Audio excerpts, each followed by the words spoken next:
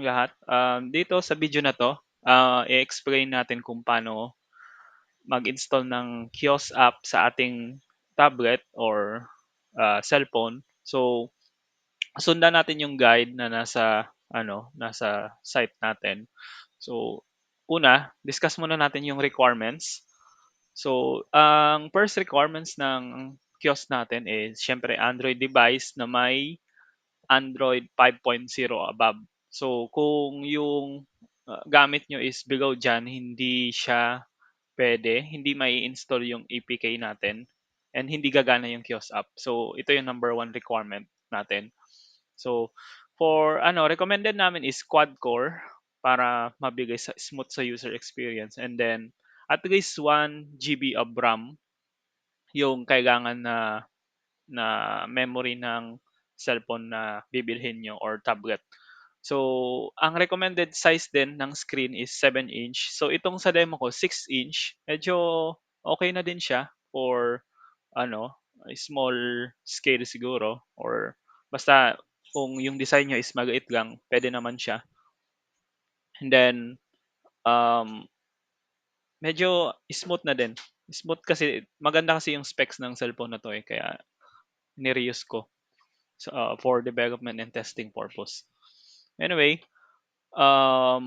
proceed na tayo dun sa sa iba pang requirement. So, siyempre may data cable dapat kayo. Ito yung data cable, 'yan. So, dapat data cable, hindi siya yung ordinary cable na charging cable lang. So, iko-connect niyo kasi 'to sa PC niyo, so sa USB port. And then kailangan Windows 10 or Windows 11 puwede rin. Then basta may browser kayo na naka-install diyan, kahit kung ano man yung ginagamit yung browser. Then 'yan, internet connection dapat meron. Then meron din dapat kayong, yung connection ng network ng phone niyo versus nung, computer niyo, dapat the same network sila, the same hotspot kung sa Microtech. So tingnan muna natin kung nasa iba kong network. So punta muna ako dito, 'yan. So ngayon kasi naka sa Piso Wi-Fi ako magko-connect, 'yan, okey. So ngayon, siyempre kailangan din natin siyang i-bypass. Iba-bypass din natin 'tong, cellphone muna para hindi na mag-required ng authentication sa Microtech, kung Microtech yung gamit niyo. Kung normal router naman, walang problema. So sa'kin kasi naka-Microtech ako. So yun, configure natin siya na iba-bypass natin. So tingnan muna natin sa hotspot natin. So hotspot. So ngayon, ang IP daw niya is 93. So eto siya. So siya 'yan. So i-bypass muna natin siya. Make binding natin, then bypass. So okay.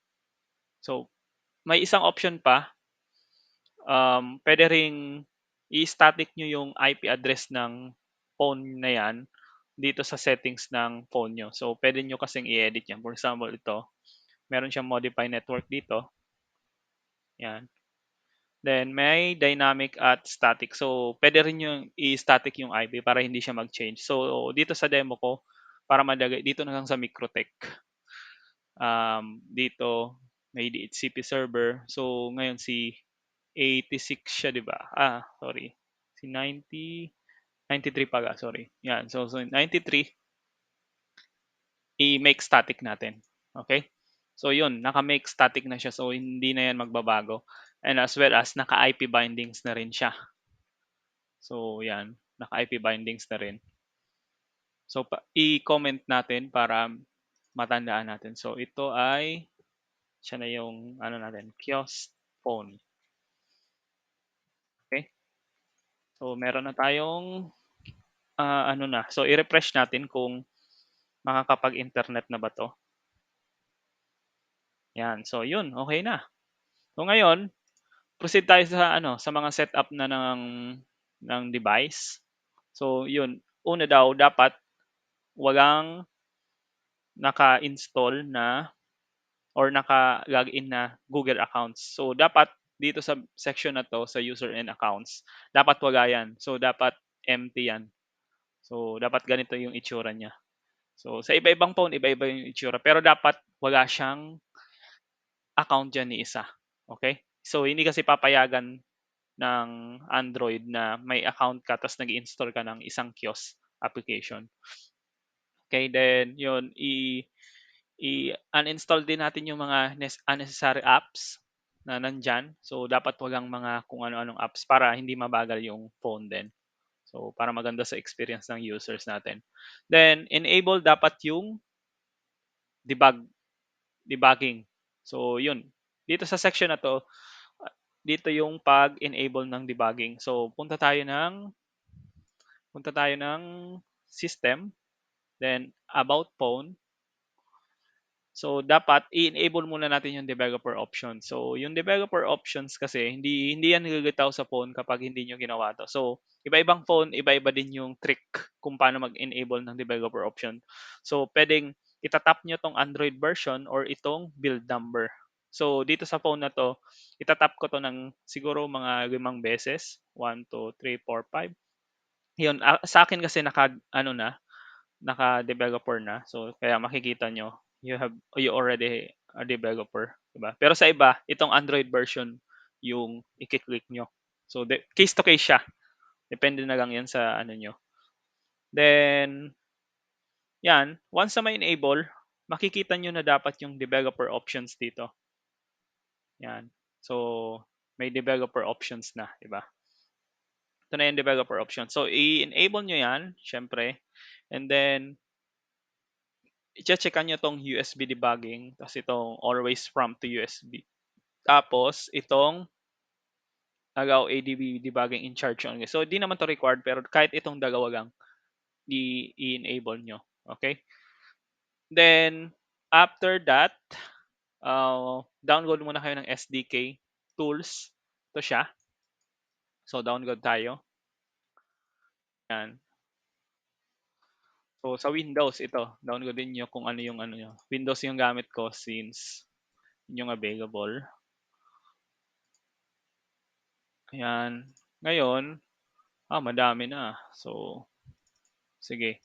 Extract natin to sa C na lang.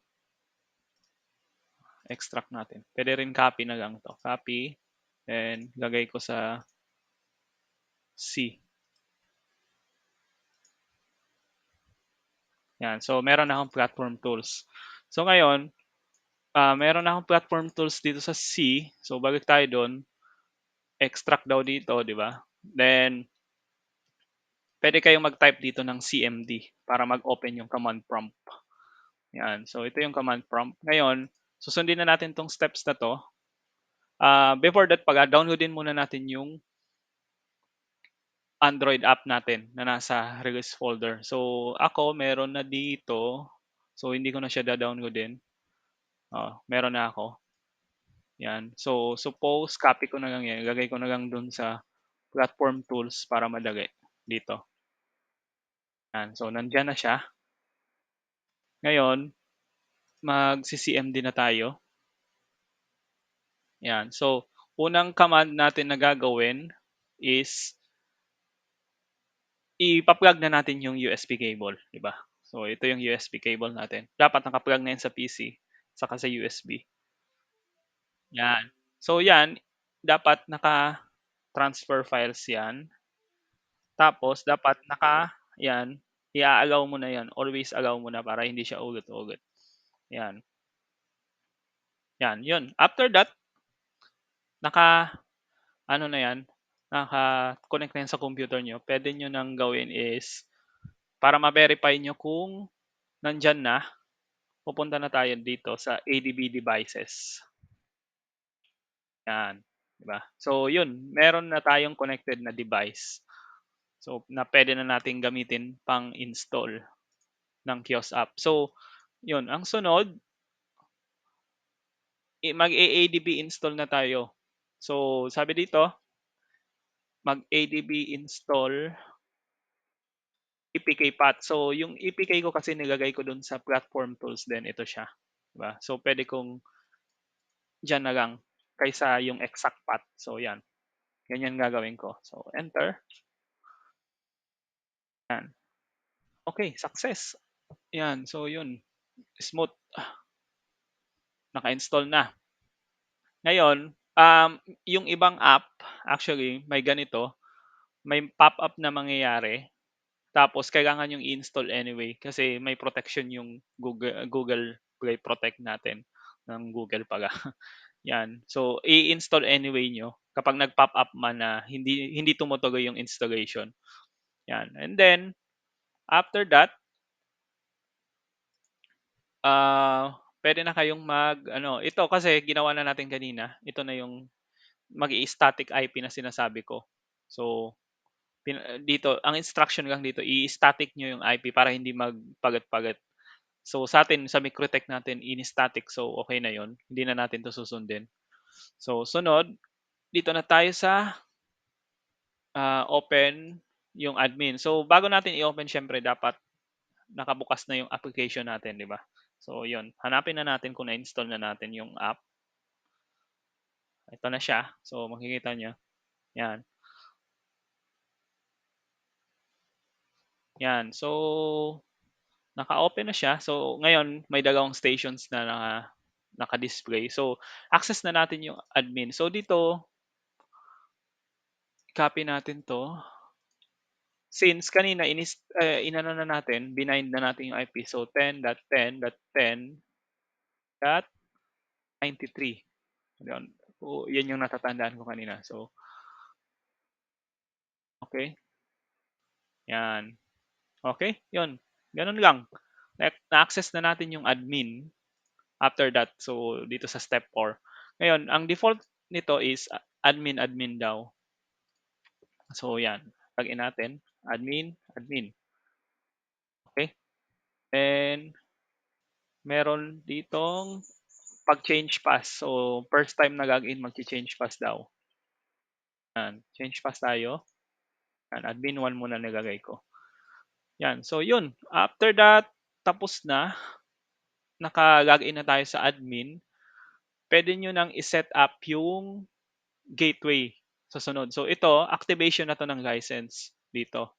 So, kung mayroon na kayong license. So, kung hindi pa naman kayo nagbabalak pag-activate ng license, gusto nyo lang gamitin tong free version. So, pwede nyo nang i-skip yung mga ibang step dito sa activate license. Pero, kailangan din natin tong gawin, yung kiosk mode, para mag-lock natin yung app na ito lang yung pwedeng magamit ng user. So, dito, kailangan daw natin i-connect ulit yung USB. So, wag nyo na munang tatanggalin. Dapat nakakonect ulit yung USB. Then, itong command na to. Copy nyo lang itong command na to. Oops. Okay. Nag-clicker yung screen. Yan. adb install natin. Okay. So, yun. Okay na yan. Tapos, kapag failed yan, meron siya ditong ibang command. Ito naman, kapag failed, dapat magkaroon kayo ng ganitong error. Kapag wala kayong ganyang error, wag niyong gagawin tong step na to. Kasi ito yung warning dyan. Dapat hindi. Hindi dapat. Kapag iba yung error, wag niyong gagawin to. Sa alternate device to. So, may mga iba kasing phone na iba yung command. So, sa kanya lang to gagawin. Okay? And then, yung iba naman, magkakaroon kayo ng ganitong error. Meaning nito, hindi compatible yung Android version nyo. So, nangyayari to kapag less than 5.0 yung gamit nyo. Okay? So, yun. Naset na natin na device admin yung phone. Sunod natin gagawin is, i-verify natin kung na-enable na ba talaga yung device admin. So, punta tayo ng machine settings. So, makikita nyo, is up a device admin? Yes. So, naka-yes na. So, ngayon, ibig sabihin niyan, ready na siya to activate yung kiosk mode. So, ito yung kiosk mode na sinasabi para mag-lock yung application nyo na walang makakapag-interact na iba. Tapos hindi niya ma-exit yung app. Ito yung gagawin. So, enable nyo lang yan. Yan. So, screen pin daw. Yun. Okay mo lang yan. Then, kiosk mode enable. So, yan. mangyayari niyan hindi mo na 'yan ma maki-click. Naka-ano lang kasi, 'yan. Oops, ito kasi nakasaksak pa yung USB natin, eh, pero dapat 'pag tinanggal mo 'yan mawawala na 'yan. So 'yun, hindi mo na 'yan maki-click mga 'yan. Oh, naka-lock na 'yan. Ngayon ang sunod na gagawin natin is mag-i-install na tayo ng gateway. Ito na, dito na tayo sa gateway part. So sa gateway part, ah, kailangan natin siyempre ng requirement. Okay, tanggalin ko muna 'to para ano, kasi gagamitin natin 'tong USB. So punta tayo muna dun sa mga instruction. So yung pag-install naman ng kiosk device. So dito muna tayo sa kiosk device. So may apat tayong supported na hardware. So meron tayong ESP32. Actually dalawa lang. Meron tayong ESP32 dito. Then meron din tayong 8622. So both wireless and LAN, same sa Wi-Fi is supported niya. So pwede niyong i-reuse yung existing custom board niyo. So ito existing custom board to from Rodel. Ito naman kay Dents. Yan. So yan, both yan, tinesting ko, supported yan. So, gigid muna natin to kasi tapos na siya. So, dito, set up muna natin si, ano ba maganda? Ito na muna si 8622 para common, mas madaming merong ganitong device eh. Yan. So, sa 8622, ipa-flash lang natin. Same sa Wi-Fi. So, flash natin. Yan. Saksak natin yung USB. Yan. So, maganda tanggalin yung ato eh. Ako tinatamad ako. Hindi ko natatanggalin. Yan. Tapos, sa gateway firmware, yan, ito yung nire-release ko. Meron ng flasher diyan. So kahit yung normal flasher na yung gamitin niyo, hindi na yung pang Wi-Fi, okay lang 'yun. Kasi hindi na natin kailangan ng offset address. Isang bin file na lang yung i-install nyo. So ito, yan, i-ano ko na. So dapat i-wipe natin para walang data na nandyan. Okay? So yun, na-flash na. So kapag ESP32, ganito yung magiging itsura niya. So parang ganun din sa Wi-Fi. Pipili ka ng port, then yun. Yan. So yan, writing na. Antayin natin. Yan. Meantime, check ko kung sobra na yung oras. Hindi pa naman.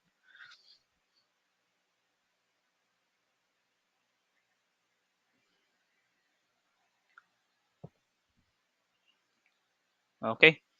Ayan. Na-flash na. So restart natin. Yan. Saksak mo na yung, nakalimutan ko isaksak yung power cable niya. Baka masira yung Node MCU natin. Hanap tayo ng power dito.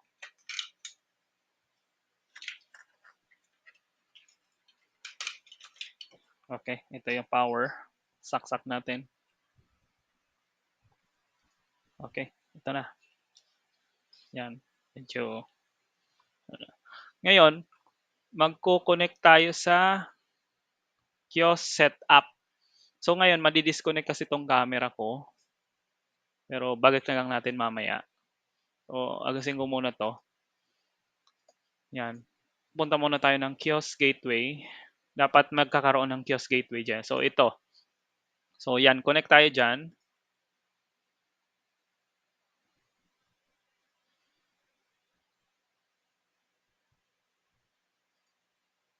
Tapos, dapat mag-pop up yan. Yan, mag-pop up na yung ano. Yan. So ngayon, supported natin yung LAN USB serial. So yung USB serial, kapag supported ng phone nyo, sa Android card to madalas pwedeng gamitin dahil may USB port siya.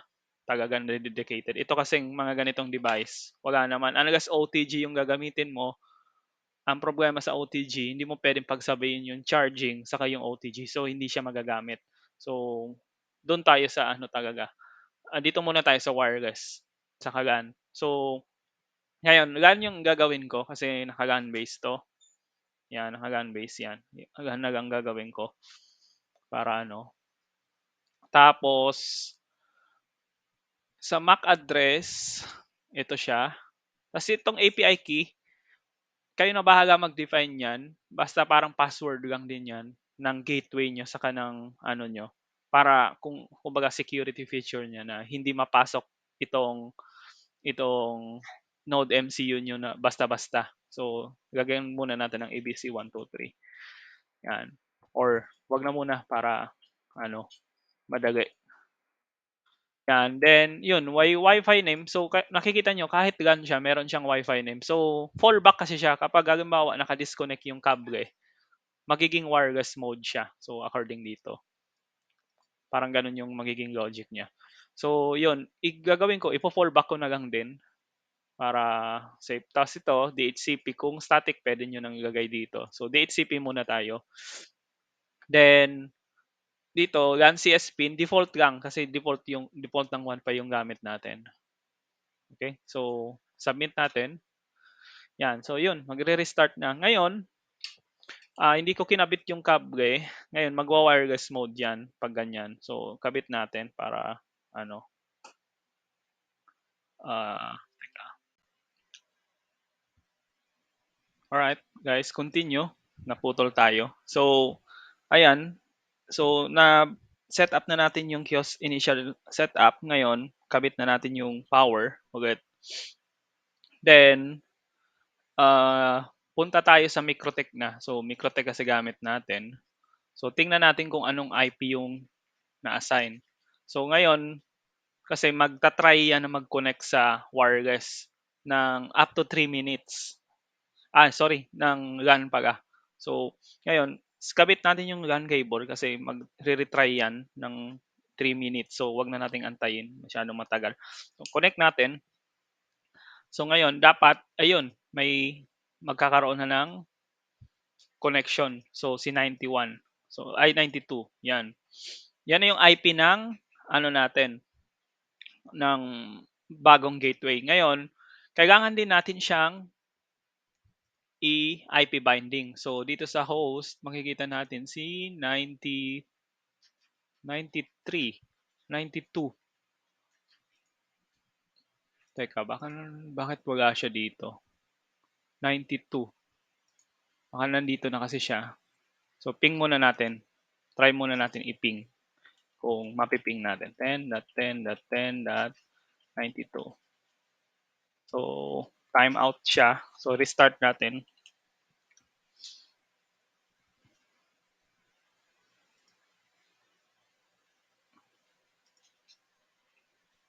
Yan, ping natin. Oops.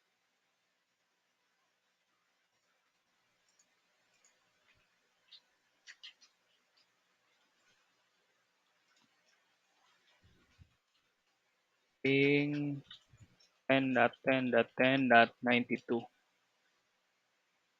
So, time out pa rin siya.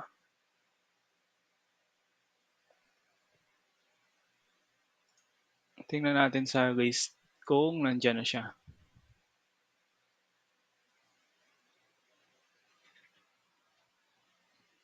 Ito naman na siya. So, i-static muna natin siya. Yan. So, paka-static nyo. Not sure kung time out o baka kasi hindi pa natin na IP binding. So, IP bindings muna natin. Punta kayo sa hotspot ulit. Tapos, add natin yung 92. Ito na siya, lumabas na pala. So, yun, make binding natin, then bypass. Yan. So, yun, na-bypass na. So, hanapin natin, sort natin para medyo madali. Ito na siya, si 92. Yun. So, tingnan natin kung mapiping na. Ayun, mapiping na. Okay na. So, meaning to say, connected na yung network natin with the gateway. So, ngayon, bukod dyan, yan, okay na siya. Ano na. Ngayon, i-configure na natin sa admin. So, ngayon, may default gateway dito. Pwede nyong i-edit na lang yan. Puwede niyo 'tong i-edit or mag-a-add kayo. So, may dalawa kayong option. So, edit na lang natin para hindi na kayo mag-configure ng madami. So, edit natin, tapos meron ditong IP address. So, naka-92 na sa akin ngayon, pero sa inyo iba 'yan, 92 niyo 'yan, tapos test connection, 'yan. Then 'yun, success daw. So, yung API key kanina, ito yung sinasabi kong security key. So, dapat niyo 'yun nilagyan sana, pero 'di ko nilagyan para sa demo na 'to. Pero puwede niyo 'yun nilagyan para hindi hindi ma-hijack yung gateway niyo kung sakaling may mag-connect man na iba, okey?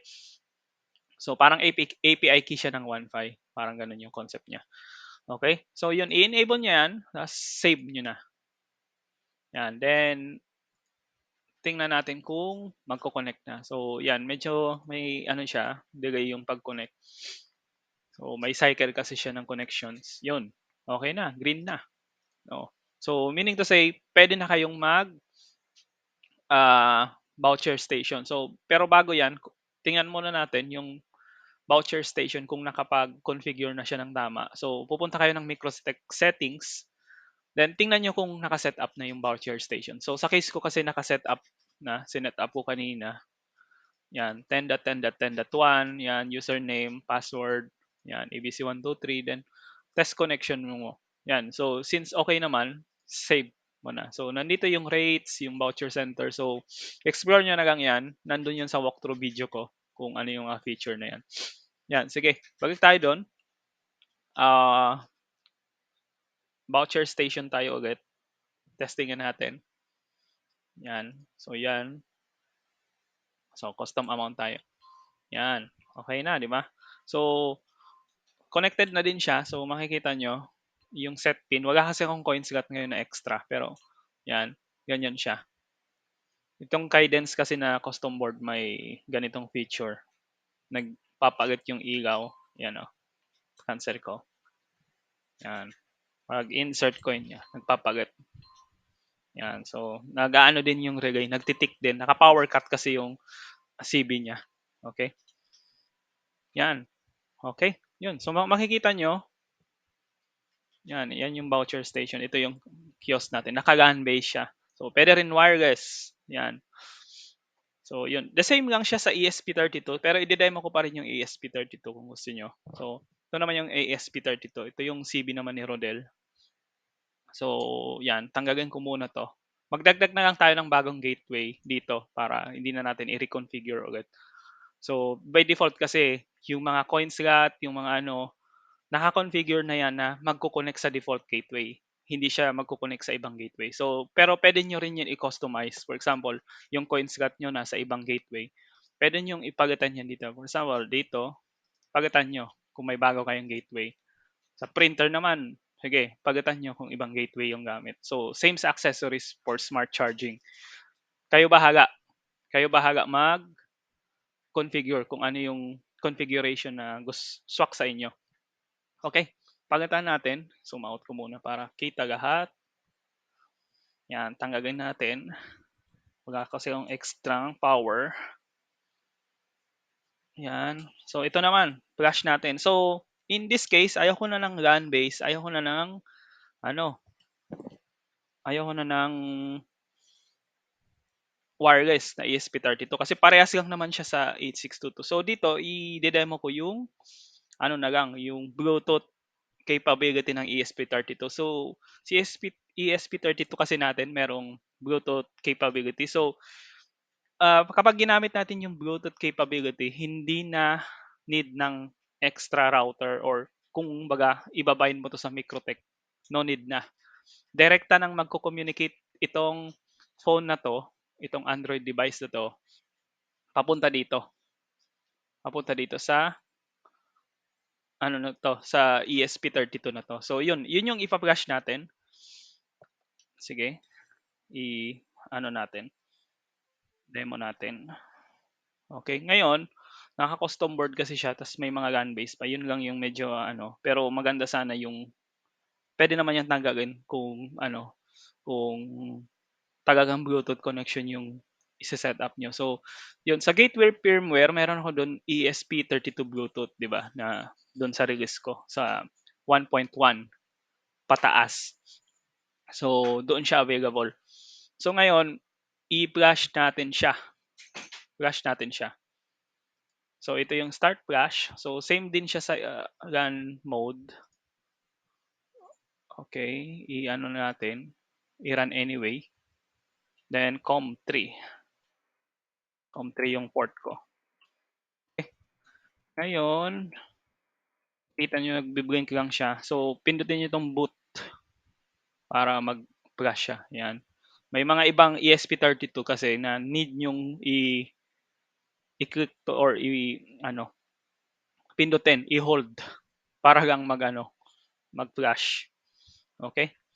Ngayon, antayin natin.